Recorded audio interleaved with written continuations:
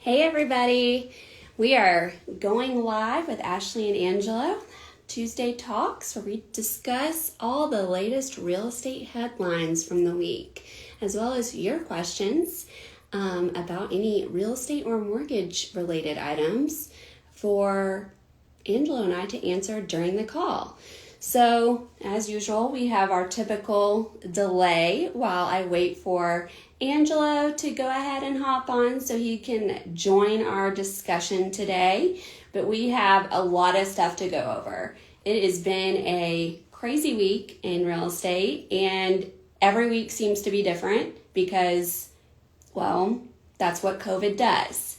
And so we are going to talk about some things, appraisal issues that we have seen here lately as it relates to loans, as well as what the economy is doing. We've had a lot of reports come in and out in regards to unemployment, forbearance numbers, credit worthiness, things like that. So we have a lot of stuff to go over. Here in Charlotte, we are still experiencing a very active, very competitive real estate market. So it's both great and a little bit, oh, there he is. Okay. I see Angelo's on.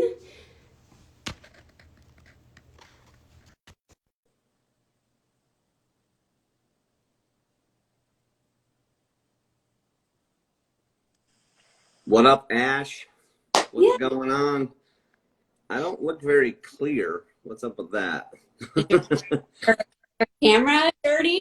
I just tried to clean it. With your finger, don't use. I think I need a new phone, actually. So. Well, we can't do that right this second. I know. What's going on? What's up with you? So I've jotted down some headlines really quick for us today on our Tuesday talk. And keep in mind, if anyone has questions, anything related to real estate or mortgages, be sure to drop your question below in the comments. And Angela and I will try to answer those during our session today. Yes, please. Feel free. Ask away. You. What's that? What's going on with you? Oh, well, I'll tell you what we do have going on, which you'll be getting an email shortly. But guess who is clear to close? Yep. Yep. Stuart is clear to close. So Morgan's going to be working on getting the approval out and getting the numbers finalized. So great news. Yes. Closing. Great news. Yeah, we had an appraisal waiver on that one. Which was great because appraisals are dicey right now, right? Yeah. That kind of that's a good segue for kind of a topic I know we wanted to go over today. So I'm gonna cover that. For sure. So appraisals. Yeah. I mean, did you want to talk about your some headlines, or do you want to do appraisals first? I think we should dive right into appraisals. Okay. So appraisals, anytime you can get an appraisal waiver, which is usually if you're putting 20% or more down, that's when I've seen the most appraisal waivers. Good credit, good reserves, lower risk factors. We're seeing, sometimes we'll get an appraisal waiver with Fannie Mae, and sometimes we'll get an appraisal waiver with Freddie Mac. So we always try both to see which one could potentially trigger an appraisal waiver. So if you're happy with the value and you don't need an appraisal, then I would strongly recommend not getting an appraisal. You're saving $500. And then your awesome realtor, Ashley, would tell you what the values are in the area. So you're going to be there. And if it's, and if Fannie and Freddie says that they accept that value, I mean, that's a pretty good value then. So, right. To send anybody out to verify, right? Correct. Yeah, they don't send anybody out to verify. It's kind of all an algorithm in their system. So anytime, and I've had multiple scenarios where they would come back. Let's say if it's even if a refinance, if I got an appraisal waiver at a certain loan to value with a refi, and of course it's usually 80% and below. If my client, if they say, well, you know what, I think it's worth more, I want to get an appraisal. So if you get an appraisal and the value comes in lower, then they're going to go off of the appraised value. They're not going to go off of the appraisal waiver that you received, maybe, you know, $5,000 or $10,000 more or whatever. So it's always good to go with the appraisal waiver if you get it. And like I said, I'm seeing it's about 50-50 between Fannie and Freddie getting the waivers, and it's always usually below 80% loan to value on purchases. You are putting down at least 20% on the purchase side. Yeah. That's down payment. Yeah, that's where I'm seeing the most are triggered. I've gotten a few above 80, like 82, 83% loan to value, but it's usually the 80% and below. So it's like you said, less risk, which is correct. Like behind all of it. Correct. Yep. So, and the reason why you want to go with the appraisal, I mean, we're battling right now with an appraisal. I think I talked to you earlier about it. It's the appraiser took an additional 2 or 3 days after the due date. It was due back. He didn't get it back to us in time, and we have no control over that. I mean, we have to follow procedure and just protocol. We can't, you know, and we followed up daily and hourly trying to figure out where this thing was. Anyways, it got sent in and immediately had to go back to him for revisions. So that took longer. And then we finally got the revisions. And then in underwriting today, this morning in underwriting today, they conditioned it for additional comps and things like that. So, you know, anytime you can use a waiver, do it. 1000%. Yeah. So I think that's another thing that I always clients always ask me. They're like, they don't understand like how the appraisal works, like who orders it and how that works. Like I don't know, right? It's not an appraisal. Correct. It's an appraisal for the lender, right? Correct. So Correct. Yep. How it works. So each lender has each lender's process is pretty typical, but each lender has different AMCs, they're called appraisal management companies, that they have. Some of them are affiliated, some of them aren't, that they use, that you can order appraisals through. So we go in and we pick, we submit the request for the appraisal, and we can with some lenders we can choose who the AMC is, but some lenders we can't choose who the AMC is. So let's say with my favorite lender, UWM, we can choose class appraisals. We've had very good luck with class appraisals. You submit the order to class, and you have to pay for the order once you submit it, because let's be honest, if the seller doesn't agree to some repairs, or if the buyer decides not to go forward with an appraisal, if the inspection's been done or something, you know, comes up with the property, who's going to pay for it? You know, the buyer. It's ultimately the buyer's responsibility to pay for the appraisal. So, and it's anywhere from $460 to like $550 is like the cost for appraisal, depending on lender and AMC. And so once we order it, then the AMC they do like a round robin, and they try to assign it to different appraisers. And then once an appraiser accepts it, they'll notify us and say, hey, an appraiser's accepted it. And then sometimes it takes a few days for the appraiser to schedule the appointment with the listing agent or whatever, it's on a multac or whatever, to go in and inspect the property. And so now we're seeing very removed, right? Which I don't think a lot of, like, you don't get to choose. I don't get to choose who our appraiser is going to be. No, we have no say in that, and we can't. And they frown upon. We can only deal with the appraisal management company. We can't talk to the appraiser. Like we're not that we can't talk to them, but it's frowned upon. Like if you try to call them, because you never want to be accused of like trying to coerce value and things like that. So I just don't even, we just don't even, bother with all that. We just let the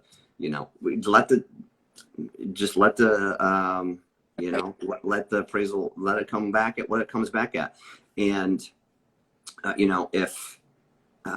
yeah, so anyway, so going forward, So yeah, once he accepts it and he schedules the appointment for the appraisal, he'll go ahead and inspect the property. Sometimes it's taken 3 or 4 days. Sometimes it's taken 10 days after the inspection date. So right now with COVID, it's kind of thrown everything. We can't really put our finger on it. It's either super fast or really long, you know? So of course it depends on the area too, you know? And I think too, that probably has something to do with like all the transaction volume, right? That is. Oh, for sure. So there's only appraisers out there, just like right. So many agents, so many lenders, right? Like you can only do what you can do. Correct. Yeah.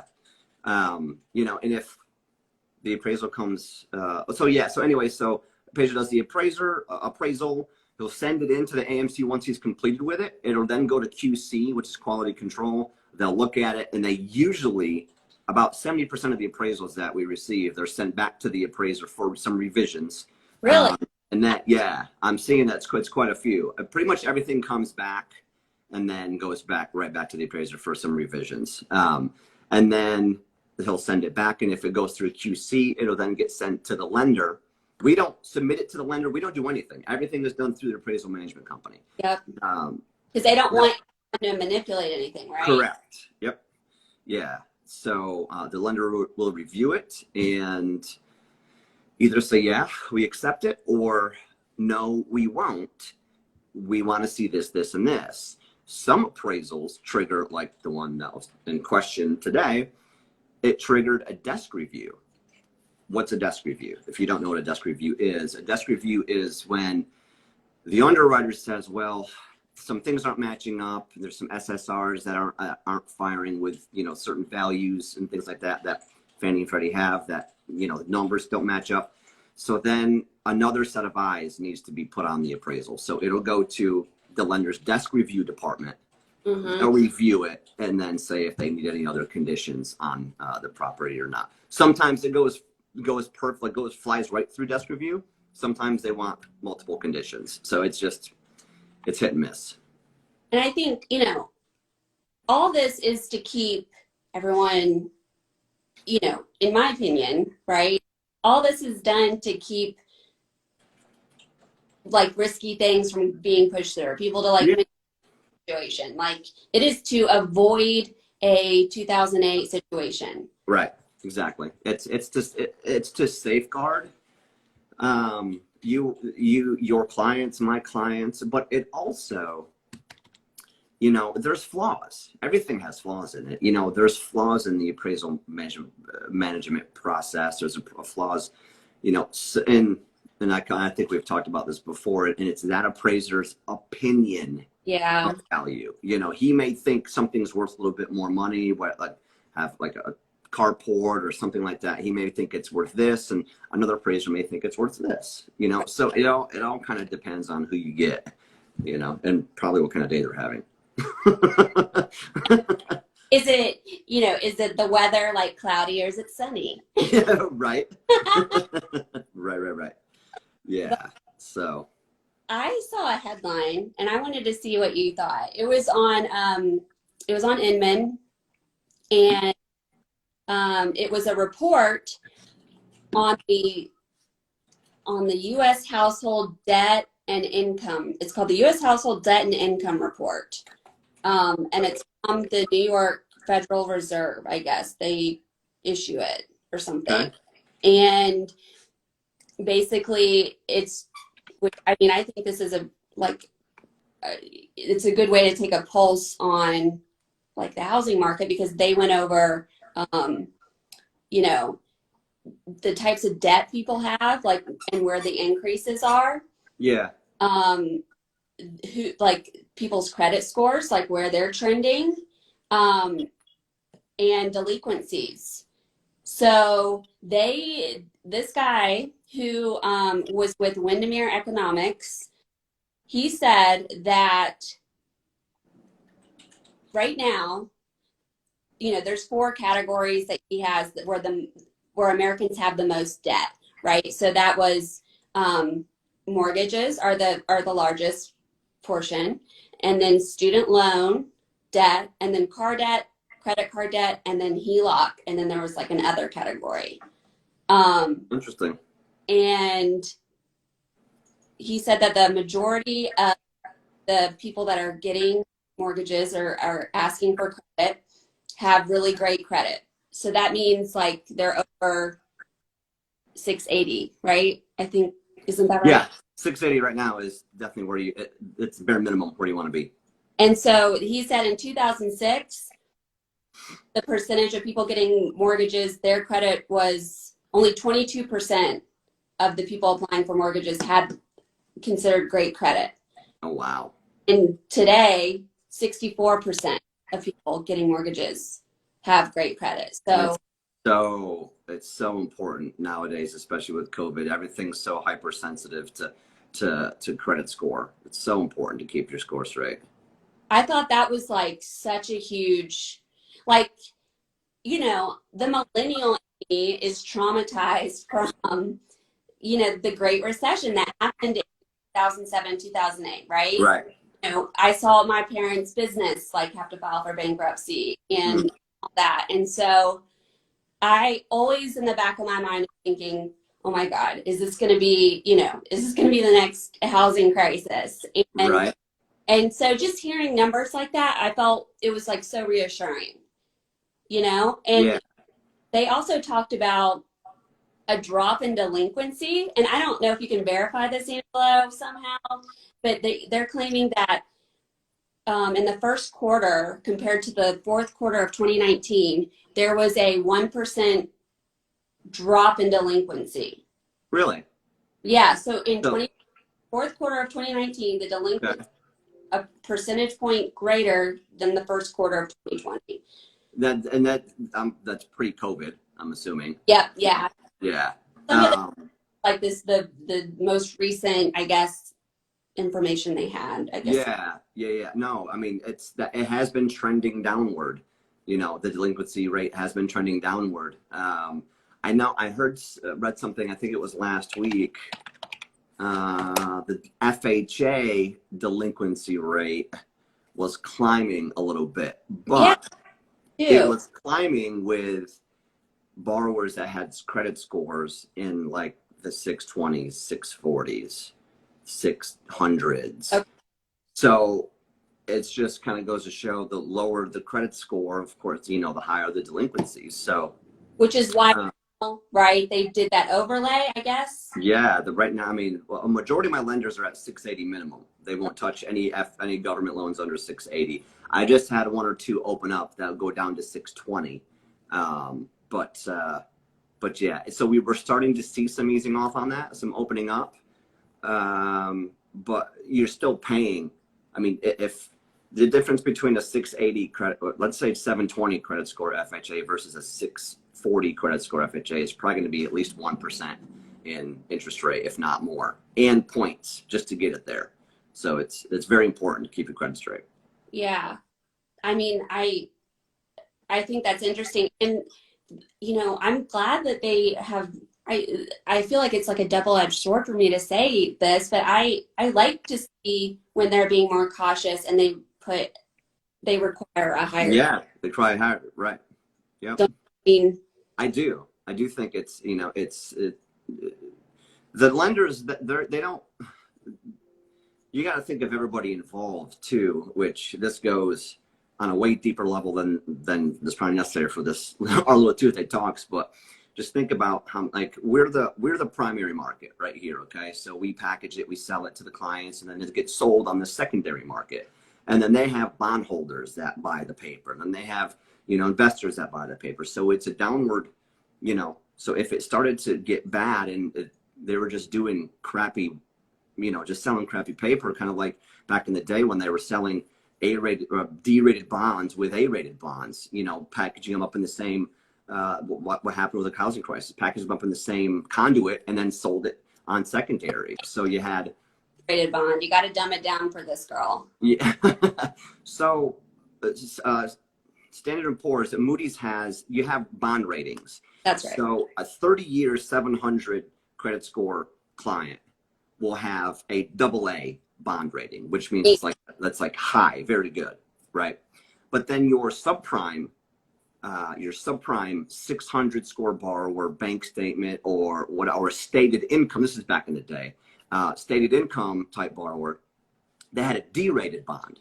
So lenders, what they were doing, the rating companies, the investors, they would package up the AA rated bonds and they would shove in the D-rated bonds inside their portfolio of loans, and then they'd sell them off. So they would think they're getting A-rated bonds when it could be a mixed bag, could be 50% D-rated mixed in with those A's. So it's going to make the whole thing, collapse once, and it did. So, and so much has been, done to prevent that from happening again. Yeah. Are you favorable to kind of regulation? Because some regulations, right, are a pain in the butt and like seen as like, too much control. From a lender standpoint, from a mortgage broker, what do you think about regulations that have been put in place? Of course, depending on the pendulum definitely, after the crash, the pendulum was like way here, and then it's kind of come back, and things have loosened up. And I think regulation is good.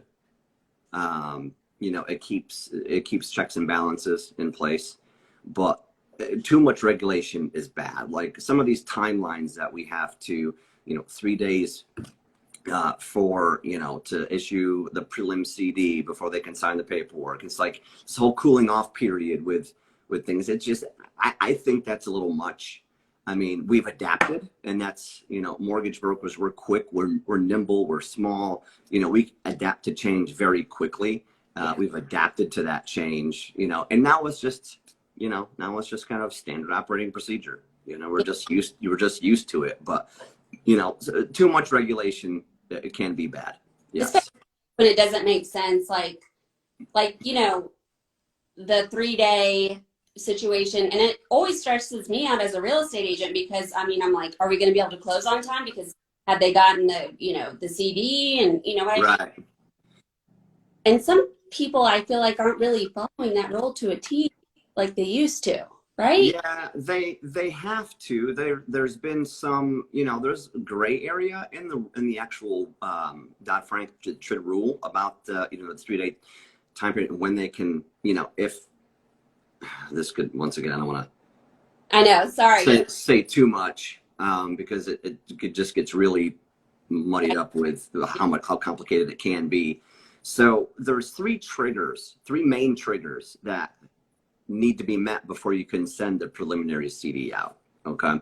Well, first of all, it's you can't close a loan in less than 7 days. That's a rule. You can't do it. So let's say, you're doing a loan and you have the 3 triggers that need to be met before the CD can go out is appraisal, because it's value, because that determines loan to value. It's loan amount has to be set. If that changes, that could delay. Interest rate has to be locked. The homeowner's insurance, the premium we have to know what that premium is, because once again, that is included on our debt to income ratio, and we have to know what the taxes are, because that's also included in the debt to income ratio, just like HOA dues, when the appraisal comes in. So there's 3 main: appraisal, homeowners insurance, and taxes that must be met before we can issue a preliminary CD, which is then they sign that prelim CD, and then we can, get all the other conditions into the underwriter to get it closed, if we still need to get it closed within that 3 days.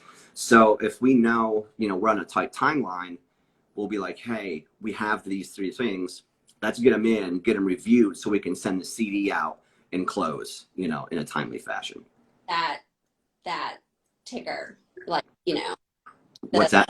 And so you're meeting all those requirements within a timeline so that all the days, correct, the days are checked. Correct. Yeah. And it's compliant. They can't, there's no exceptions to that rule. Like it's 3 days. Like you can't, act of God, whatever. They say that you can maybe, do it, sooner than 3 days, but Nobody's done that because they don't want to get, they don't want to get sued for anything. Why? So outcome is that just an arbitrary number that has been together, or like what is like what is the thought? The methodology behind that is called the cooling off period. Okay. So kind of like for refinances, you have the rescission period. You have 3 days after you sign the paperwork, and then the loan funds on day 4. And so that's for you, because have you ever had buyer's remorse before? Yeah. Yeah. So that's exactly kind of what they're kind of doing here. So let's say, yes, oh my God, I love this, Ashley. You showed me a house. It's $300,000. I didn't want to go over a certain amount, but I really love the house. And I say, I want you to make an offer no matter what, yada, yada, yada. And then come get down to it. When we really look at the final numbers, you see them, you review them, and then you have basically 3 days to kind of cool off and kind of really think about it, just to make sure that this is what you want and you're ready and you're prepared for this. It's, you know what I'm saying? Because of course we all want, what's that? So like they could sleep on it essentially. Basically, yeah. Because I mean, that anybody can walk anytime in a real estate transaction, but of course they may have EMD to pay for and DD and all that stuff. They'll lose that, but you don't have to close on a house if it's something happens and you decide, you know what, this isn't for me. You can walk. You're not bound. But once you sign for purchases, because they fund the same day. Once you sign and you walk out of that attorney's office, that's it. It's done. Once it's on record. Yeah, you own that. You can't back out. Correct. You can't back out. No. And so for refinances, you can sign and then walk away a couple days later.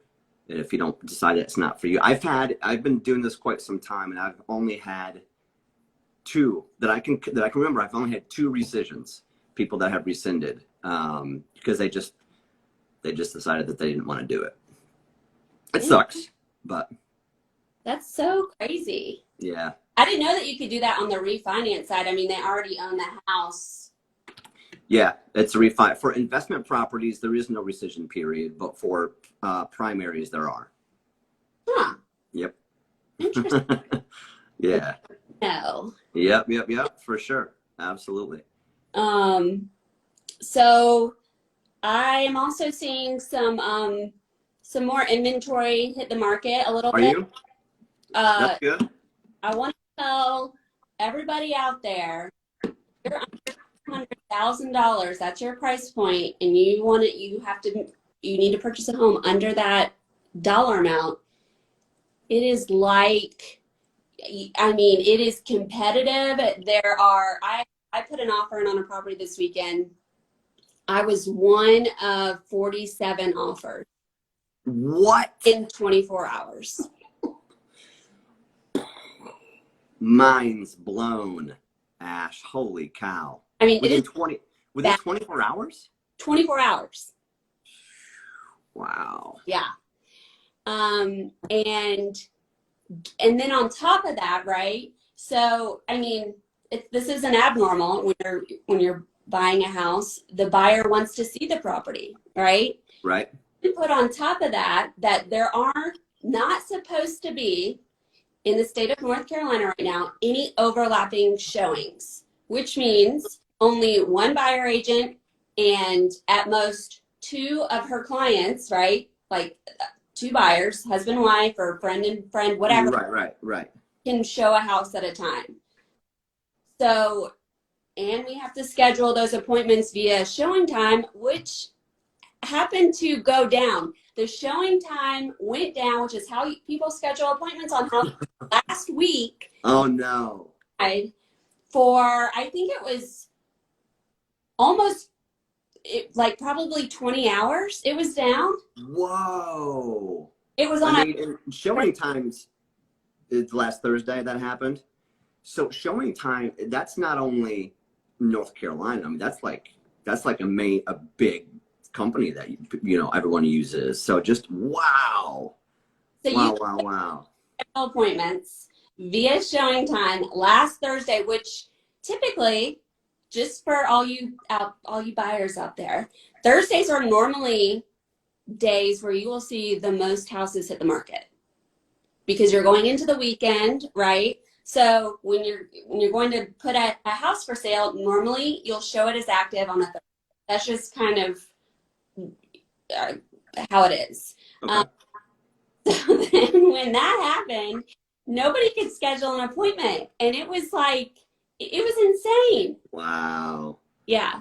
Wow. That's crazy. When technology fails. I, Man, oh man, oh as man. an agent, I am so dependent on showing time. I mean, that's how you leave feedback on a listing after you've shown it to a buyer. That's how you leave the seller feedback on what your buyer's concerns are, if they like, Right. blah blah blah, which is a really good tool for the sellers to have, to be able to have some insights onto what the market is saying about their property. Yeah, for sure.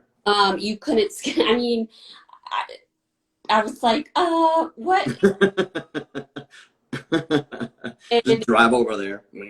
I'll do it the old-fashioned way: call, text, send a pigeon to. Right. Was getting blown up because people were frantically trying to schedule these appointments because the demand is so high, the inventory is so low. It was a nightmare. I mean, Wow. but we got through it, and it's up and running. But do you what do people for like yourself when you're getting ready to list a property on the put and go live with it? What's the rule of thumb? Do you do it on a Thursday? Do you do it on a Saturday? And why is there, maybe there's different days that you should do it?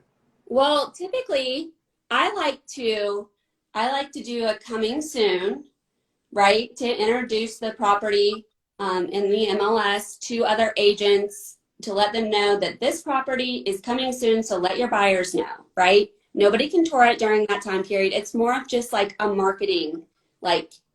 Just to okay. Yeah. Warm up the audience. Smart.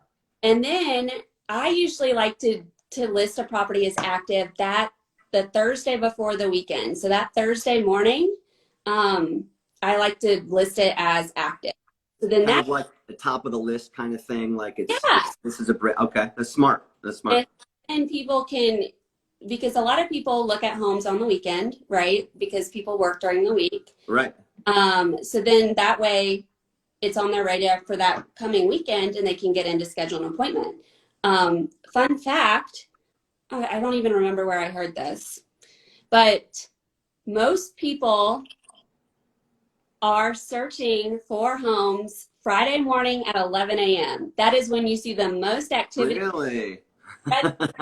Realtor.com. Isn't that weird? Wow. So it makes complete sense that why you do it on a Thursday night, Yeah. So interesting. I've seen people it's kind of weird. Since COVID happened, I have seen there's no rhyme or reason when agents seem to have a listing or a seller raises their hand, it's like they get it active as soon as possible. It doesn't say. That's what I've seen here recently. I'm sure as school starts and maybe there's more of a routine gets established again. Right. Fall back into that though. Yeah. Huh. Now, open houses are kind of a thing of the past right now. Do you do is there virtual open houses? Where is there? So I've seen other agents do this, and I'm just doing this currently with my sellers. I'm only doing virtual open houses because in North Carolina, we're still under a pretty tight guideline. Yeah. And my sellers have been living in their houses, so I just don't feel like it's a good idea to open my sellers up to an endless amount of buyers. Right. Door. Right. Makes sense. And in California or some state here recently, apparently somebody who came to an open house had COVID. They came to the open house, and then the sellers ended up getting something flipping crazy. And I was just like, wow. imagine that would just be terrible. Oh man. But Yeah, not worth it. not in my opinion, but I mean, I think some agents are doing the traditional open houses, and I'm sure they're taking all the All precautions. the precautions, like 1 in, 1 out, or whatever, however it needs to be. Yeah. I don't feel confident in my ability to like stop a To stampede. police that. Right. Yeah. Not to mention, I haven't been able to find like Lysol wipes or any of that stuff to wipe anything down in between. I know. It's Still crazy out there, man. But anyway. Crazy. It's gonna be this way for a little bit. Yeah. For sure. Yeah. Well, we can adapt and we change and we just kind of go with the flow. We make it happen. Yep. Well, cool. This was fun. This is always fun. I can't wait for these every Tuesday now. I know. Hopefully, I'm gonna get a new phone eventually. When the new 12 comes out, I think I'm gonna get the new phone and get my I don't know what's going on over here with my screen, but whatever. It's like a window wipe or something. Right. Probably should use some soap or something. Yeah. So. Cool. Yeah. Well, rock on. Yes, and anybody I see, Pete DeRose joined, Minnesota Kim joined. If you guys, there's some other people that. Oh wow, a lot of people joined. If you guys, I'm not sure if they're still on here or not, but yeah, if you guys have any questions at all, feel free, reach out to us, send us a direct message. However you want to to get it in hold of us. Ashley Hannah Realtor, and then me at CLT Mortgage Guy here in Charlotte. So. If you have any questions, feel free, send us an email, put it in the comment section below, and we will see you next week. And we are going to be moving our Tuesday talks to 1 p.m. I don't think I put out an announcement, so next 1 p.m. we're going to try to get on the ball with like reminding y'all it's coming. Yep. Yeah, for sure. Yep, gonna get the word out there. So, and if we just want to serve as a valuable resource to anybody that's looking to purchase, refi, whatever, when it comes to real estate. So just use this as a resource, if nothing else. Absolutely, and thanks so much for tuning in, and we will see y'all next week. Yep. See you. Bye. Bye-bye.